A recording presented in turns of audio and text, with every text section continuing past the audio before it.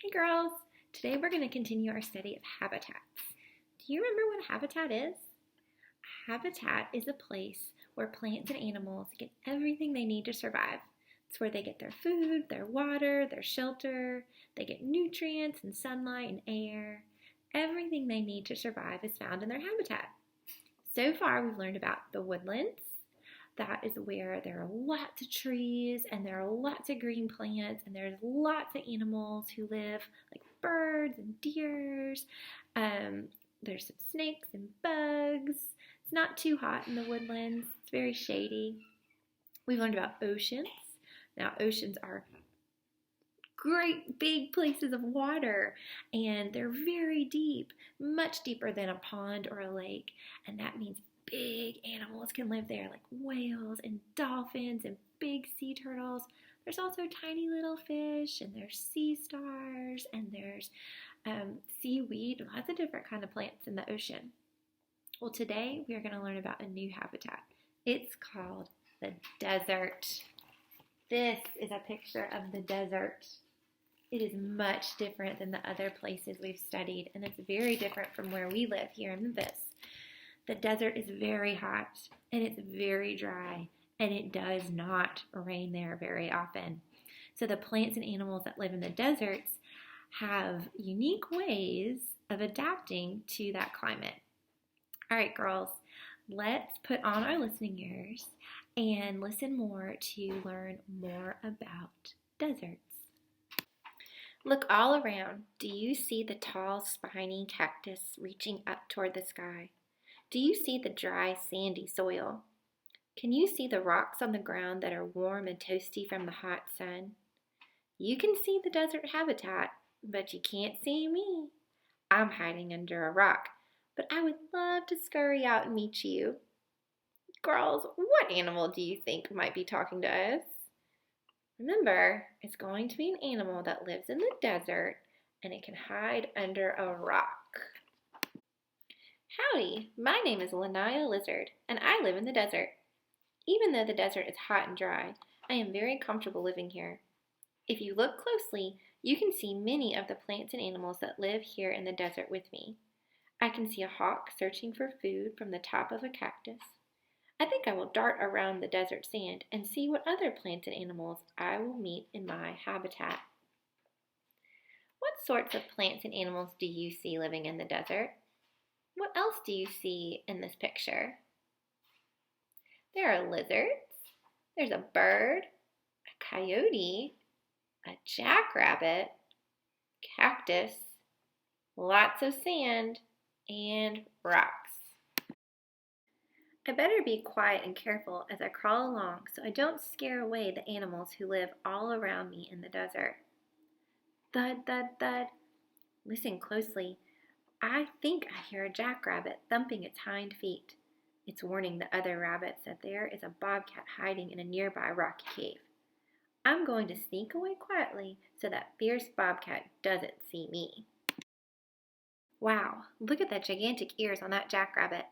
It uses its ears to stay cool in the hot desert sun since it has such a warm, furry body.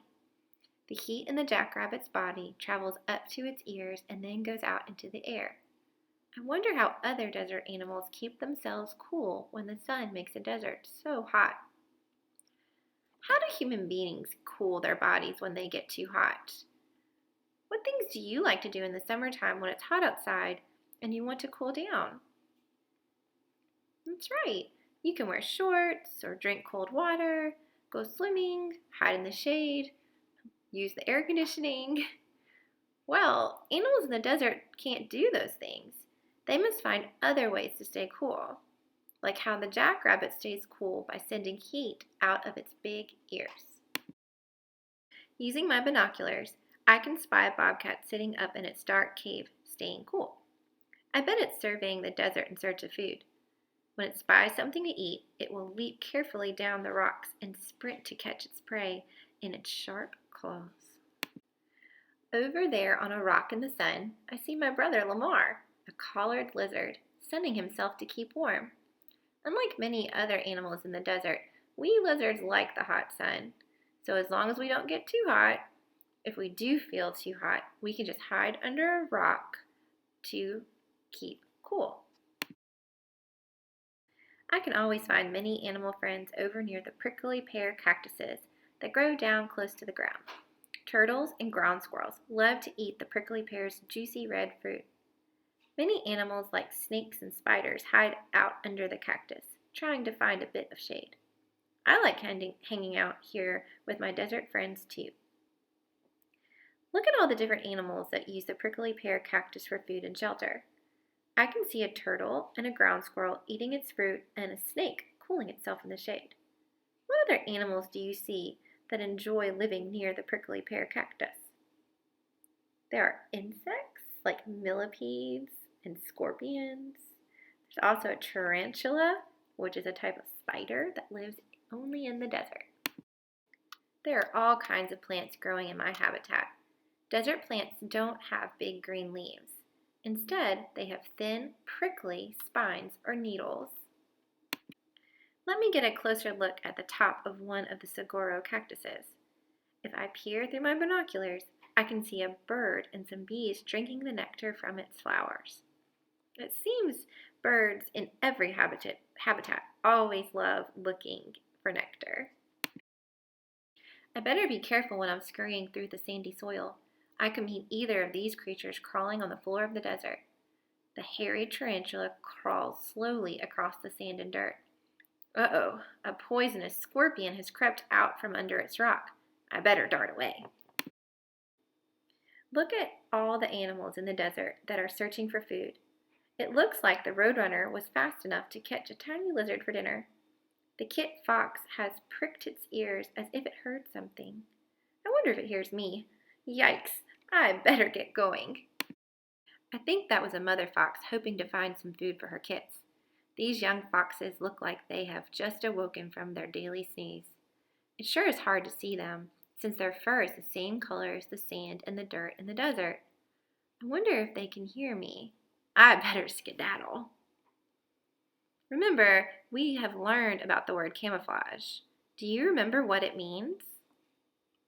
That's right. Camouflage means a way for animals to blend in and stay hidden by using the color of their bodies to match the color of the things around them. How are these foxes camouflaged? That's right. Their fur is the same color as the desert sand so that they can hide in their habitat. Shake, shake, shake. I hear the rattle of a rattlesnake's tail.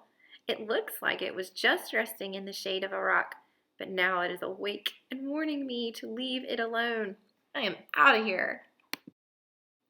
Oh, there's the coyote's howl. It tells me the hot sun is about to set and the dry, sandy desert will soon be dark and cool. Since the sun is going to start setting soon, I think I'll catch a nap too. I need to get back to my rock that has been warming in the sun all day so I can stay warm when the sun goes down. Wow, isn't the desert interesting? It's so different from our own place where we live. It's very dry and it's very sandy. It's hot. The sun is super, super hot. And there's very little rain all year long. It barely rains at all.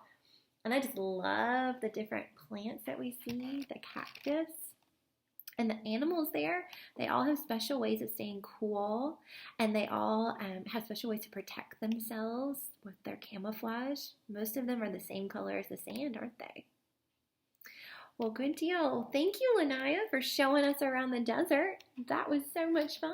Can we say bye to her? Bye. All right, girls, I hope you were paying attention because I'm going to show you some pictures and you tell me, give me a thumbs up if that plant or animal lives in a desert habitat or a thumbs down if it does not. Okay, you ready? Here's our first one. You see it? This is a barrel cactus. It lives in the desert. Very good. Now this cactus is called the barrel cactus because it's round and looks like a barrel. And do you see all the pokey little things that cover it? Those are very prickly.